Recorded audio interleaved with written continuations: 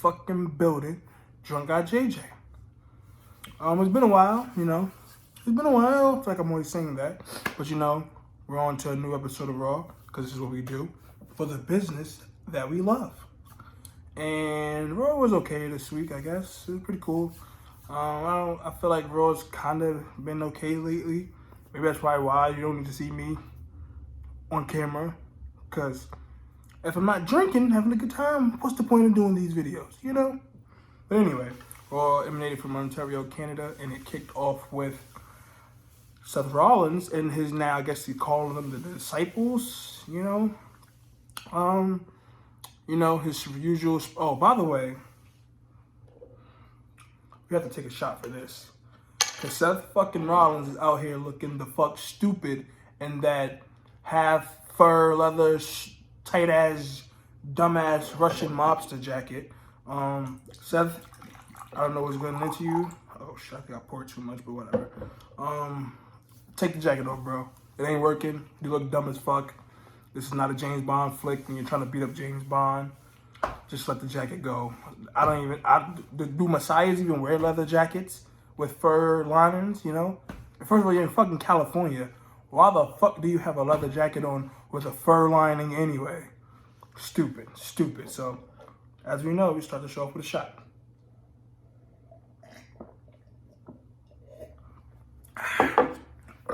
Ooh, the hell? All right, anyway. So we get on Seth, you know, being delusional Seth, like he is on Twitter. Kept talking about, oh, thank the fans for, you know, making me the Monday Night Messiah, blah, blah. He talks about the disciples, Buddy Murphy. Buddy Murphy is no longer Buddy Murphy. He's now Murphy. So, two stupid things to start the show. Not surprised a little bit.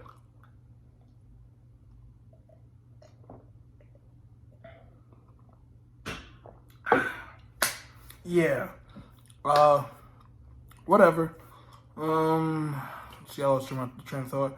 Once I heard the stupid Murphy name, whatever. It's dumb. Let it go. But anyway, Seth goes on to talk shit about the disciples and thanking the fans for naming him the Monday Night Messiah. Owens and them come out. They get into a brawl with them. And then my man Joe back with the Yon Mizzle with the cornrows in his head. I'm like, oh, Joe's keeping it hood real quick. Joe come out with the cornrows in his head. Look like he about to perform a drive-by shooting since they are in California. He chokes out Seth a little bit. They get away. Setting up the 8-man main event for the later in the show.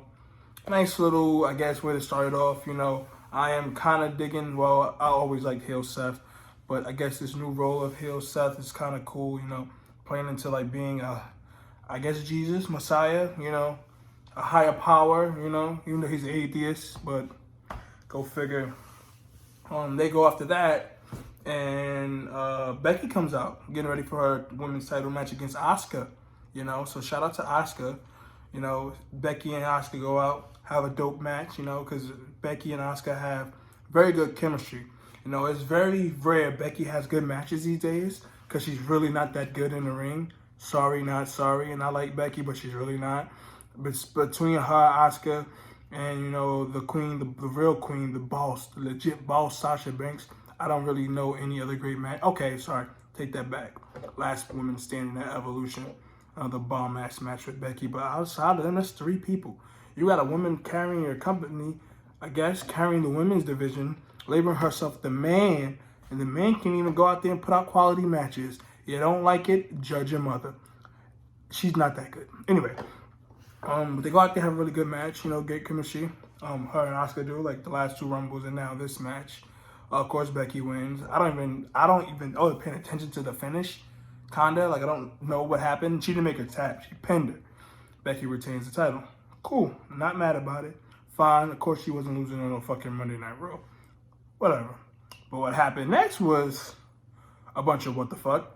Shayna Baszler comes out, beats the shit out of Becky, you know, give her a little 2-piece in the biscuit, yang, ming, bing, bop, boom. Give her that. Lay out. Then this bitch starts biting the back of her neck. Now, I know Shayna likes to, little kumsi. But what kind of shit, what kind of extreme hickey was you trying to give Becky Lynch?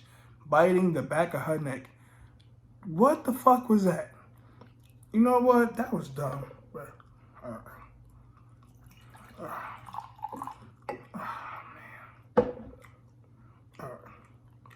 I think I should be chewing gum drinking this, right? No? That's not smart, right? I'm asking myself, whatever. We're going to take this out for the show. And gotta have tissue here. Yeah.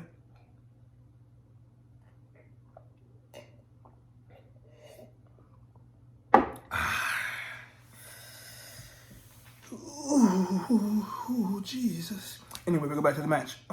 The show. Becky bites the back. Baszler bites the back of Becky's neck. Baszler bites the back of Becky's neck. Baszler bites the back of Becky's neck. Baszler bites the back of Becky's neck. Baszler bites the back of Becky's neck. Oh, that sounded dope. Anyway, we go into that. Becky being dramatic, I guess. I mean, who would be happy about getting the back of their neck bit in a non-sexual manner? She starts screaming. She's bleeding everywhere. She's like, "Oh, the bitch bit me. Did the bitch bite me? Whatever." That was kind of funny, actually.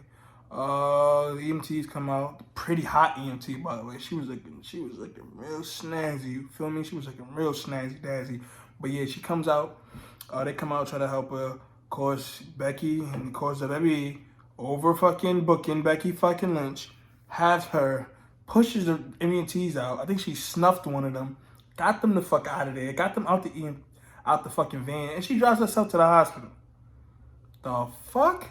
How the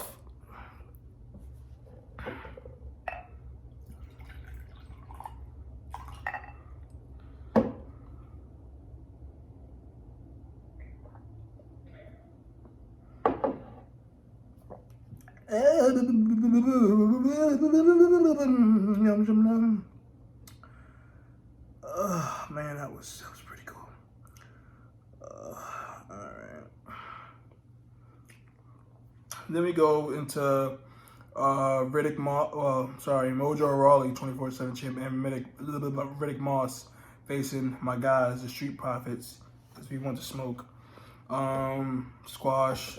Street Profits got them the fuck out of here. Mojo comes in the ring, I guess gets distracted. Even with that, Riddick Moss loses the match for the team. Mojo, I guess, like, what happened? Riddick Moss rolls him the fuck up. Well, Schoolboy, sorry. And he becomes 24/7 champ now that the match is over, so he's able to become 24/7 champ. Then he runs out. So I guess his Riddick Moss' WWE career is already looking better than his NXT career, so I guess bravo, he got a belt. He got 24/7 title. Everybody and their moms had it. I think the hooker across the street had the 24/7 title. I think the crackhead on the corner had the 24/7 title. So at this point, it's kind of irrelevant. Whatever. R-Truth made that title, and he's no longer champion, so we don't care. Oh, excuse me. I think we go into my man 305, Mr. Baldy. Comes back, he brings back the VIP lounge MVP. MVP guest is, of course, the 2020 Royal Rumble winner. Shout out to fucking Drew McIntyre. I don't think I've done a Raw review since the Royal Rumble. So shout out to Drew McIntyre, well deserved, putting in that hard work, that dedication. And pretty much nobody wanted Roman to win a Royal Rumble, even though it was expected. So nice swerve by having Drew McIntyre win the Royal Rumble. So you know what? I'm going to take a good shot for that. Toast to that. And toast to the motherfucking Raider. Oh, superstar coming back. I know that's so segue in left field, but it's good to see back Edge on this day. I see clearly.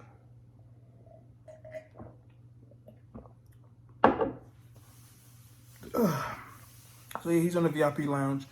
MVP is pretty much saying his career is over in the ring, so he would like to be Drew McIntyre's manager. Drew basically said he doesn't need nobody, doesn't need himself a Paul Heyman. Then MVP like, oh, Paul Heyman, motherfucker, I look better than Paul Heyman, I smell better than Paul Heyman, I got a better haircut, and my fucking gut ain't sticking out.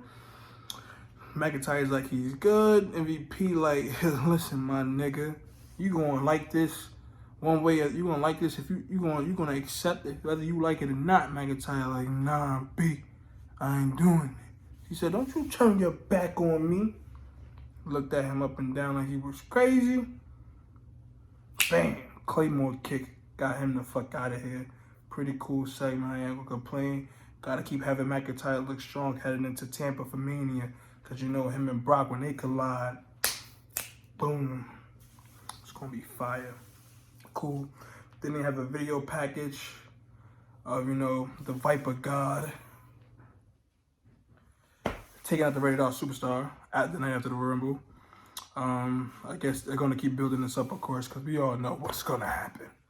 We all know. We're not dumb. We know. So, yeah, they go to commercial break. Zelina comes out with Angel Garza. Sorry, I say Angel Galarza. Angel Garza. Pretty cool that that he's actually doing something now, that he's no longer cruiserweight champ for NXT. So, you know, I'm liking how he's filling the void for Andrade while he, you know, out with his suspension, you know, from, you know, sticking needles in his ass.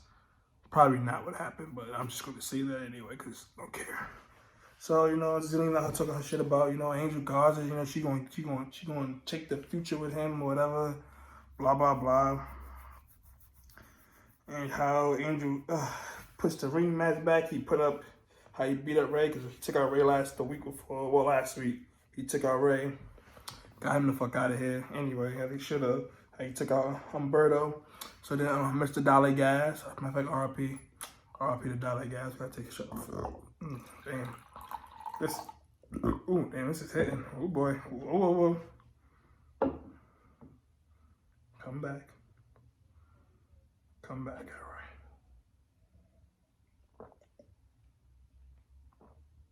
right. Mr. Dale Gas, RP the song Dale Gas, because that's still a banger. Don't know why they got rid of it. Whatever. Cool. Leave it like that. He comes out. He starts beating up Angel. Angel got him the fuck out of here, I guess. Or he ran off. I said he got him the fuck out of here. Sorry. Garza got to get back in the ring because he's facing Cedric. Of course, you know, he beat Cedric. Cedric lost. Cedric was basically squashed, you know. They didn't treat him like shit. Garza gets to win. Backstage, they show footage or official footage of Rhea Ripley challenging Charlotte, you know, the Royal Rumble winner, Royal Rumble 2020 women's winner, Charlotte Flair, to a match at WrestleMania. Charlotte Russo's backstage with Rhea Ripley. Charlotte, she's still waiting for an answer from her, blah, blah, blah. Important list. She's waiting. She pretty much has to worry about facing Bianca Belair at Portland, blah, blah, blah. Who cares? They show SmackDown. Bayley's facing... Bayley's defending her title against Carmella. Whatever. Sarah Logan comes out, talks her shit. I'm Sarah Logan. Only to get squashed by Rhea Ripley like that. After the match, Rhea Ripley calls out Charlotte. Still waiting for her answer. Charlotte comes out pretty much saying, I'll tell you when I feel like telling you. You need to worry about your match on Sunday against the EST of NXT, Bianca Belair. I'm liking the direction they went with this. Because nobody wanted to see Becky and Charlotte again. And nobody, damn sure, did not want to see another Charlotte and Bayley. So I'm kind of happy that they incorporated NXT into this. And it's kind of dope since NXT's like the third brand, if you want to say. So kudos for them to, you know, incorporate, making NXT seem very important by being another brand that you can challenge for Mania. And I kind of, Rhea, hopefully, you know, Rhea Ripley's very, very, very, very, very, very good. And Charlotte. So hopefully they mesh well together. And, well, I mean, not jinx it, because things can happen leading up to Mania. But as of now, it looks like it's going to be Charlotte and Rhea Ripley at Mania. And I'm all for it. So, yeah. Next up, I think Ricochet got to ask questions about, no, I don't know. I know Ricochet about to face Bobby Lashley, and they also announced that WrestleMania next year is going to Hollywood. and I cannot wait. I love LA. LA is dope, and they're going to be in the SoFi Stadium, Inglewood. So pretty much WrestleMania is going Hollywood instead of Hollywood. So watch your pockets. Don't get shot out here in the 6'4" Impala. You know, real niggas, you know what it is. Anyway,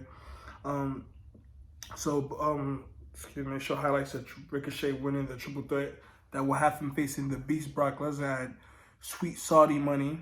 I don't remember what number. I don't care what number because I don't care about these shows. So Ricochet's going to face Brock Lesnar. He goes on tonight, or not tonight. He goes on Monday, beats Bobby Lashley. Of course, obviously it was a given. Got to have him looking strong heading into, heading into the main event with Brock Lesnar for the title. Who cares? I don't care. The Viper God comes out and they talk to me, and he still doesn't want to give an explanation on why he attacked Edge, only for him to be interrupted by Matt Hardy, of all people. And the same exact thing I thought when Matt Hardy walked his ass on now is who the fuck Matt Hardy of all people is to be one to defend Edge. Matt Hardy, Edge took his girl. Edge pretty much got him fired, ruined his life. And Edge also gave him probably his biggest and best moment in WWE, well, feud singles-wise, because, you know, he was tearing shit up with the Hardy Boys. With their feud in 05, so it's kind of weird. I guess they made amends, you know. They both realized Lita was a whore. A Bobski, a Skio, a Heeza, a Skeezer, all that good stuff. But yeah, pretty much talking about how his career is winding down, what Orton did was wrong. The nerve of him. What Orton did was wrong. That's the Viper God. You don't talk about the Viper God like that. You know what, Matt Hardy? You can go F yourself, okay? You can go F yourself, buddy.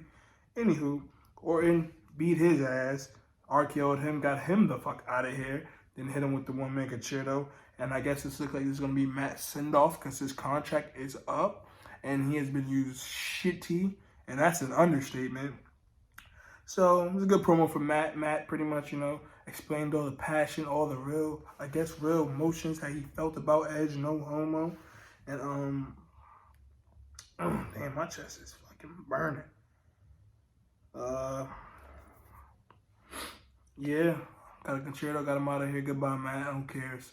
Ruby Riot's back. She showed the highlights of her beating up Liv Morgan last week. Then she cuts a promo. Whatever. I guess let's take a shot for that.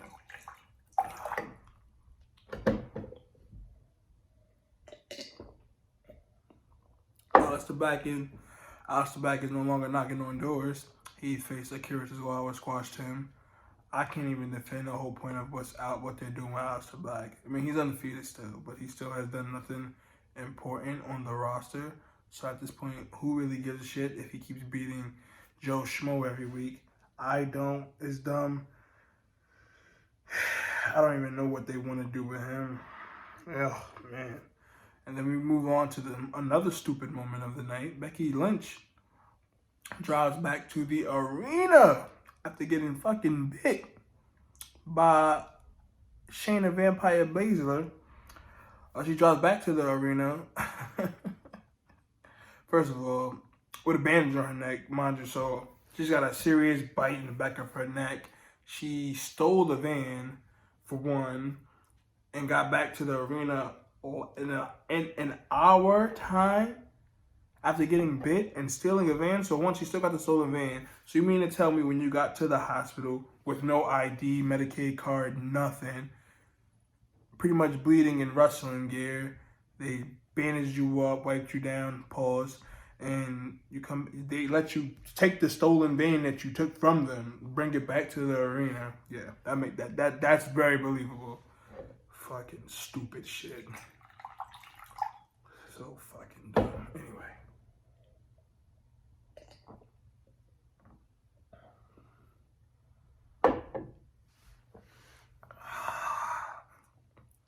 I'm so sick of this Becky shit sometimes, man. I'm seriously am. She comes out, she's like, oh, you want to attack, you want to blah, blah, blah, you and your friend, I guess, sort of, you know, throwing hints at Ronda Rousey. Oh, yeah, you might not come out tonight. Oh, but trust me and believe, it ain't over. So, of course, we look like we're going to get Becky and Shayna at Mania. Ooh, that round, that was dope. Becky and Shayna at Mania. So, I'm down for that. I fucks with Shayna the wrong way, pause. So, that's not pause. She's a female, but she's kind of like a nigga. So, yeah, I'm down for that. They show highlights. I mean, not highlights. They make it official that there's gonna be a gauntlet at the next week's Saudi show.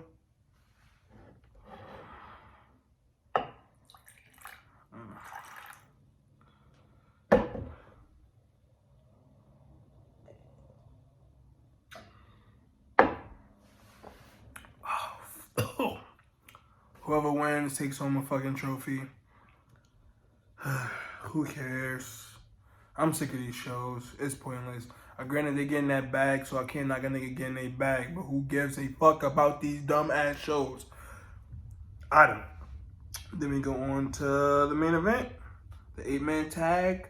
We got Seth Rollins and his disciples, AOP and Murphy, in that stupid ass jacket. So we gotta take another shot for that stupid ass jacket. Seth, get your life together, you stupid mother.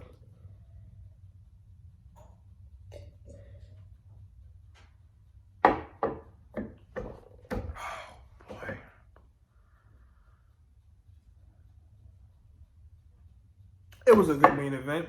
It was against Joe, Viking Raiders, and Kevin Owens. Pretty cool. Like the ending sequence. I like the ending sequence. I'm pretty toasted right now. Okay. It was a dope match. I liked the match very much. I liked the ending. Seth put Kevin Owens dives off the fucking thing into like a bunch of motherfuckers who was in the match. Damn, I'm trying to remember the finish. Bear with me. Joe choked out Murphy, who was Joe's choking out Buddy Murphy, who's a legal man. The ref gets distracted by AOP. After that, very nice spot with them all getting attacked by Owens off the top of the ramp. Seth curb stomps Samoa Joe while the ref is distracted, and Buddy Murphy pins him, and Seth and his disciples win. Pretty good match, as I said before. I kept saying it over and over again. I'm liking this stable with Seth and the disciples. I guess that's the name now. Seth Rollins and the disciples, because he's the Messiah. Anyway, pretty good, bro. I'll give it like a 6. I'll give it a 7 out of 10. 7.5. I liked it a lot. And it wasn't that much I was complaining about. At least I felt like I wasn't complaining that much. But yeah. As always, follow me on the Twitter at DATKIDSTYL3S. That kid J Styles. Instagram hacksaw_JAYJ_Duggan. DUGGAN. You don't need my Facebook. That's over with. So next week, we'll see you next week, for another episode of Going Raw with Drunk Guy JJ. Toodaloo, motherfuckers. Toodaloo, motherfuckers. Oh, wait. Toodaloo, motherfuckers. I'll see you next week. I promise I'll be back. I promise. Joel Heat. Oh, yes, follow Joel Heat on Instagram at TRUHEELHEAT. Follow the page on Facebook too at True Hill Heat or True Hills. They're both good. They both got good product. And shout out to all you fans who like watching this shit.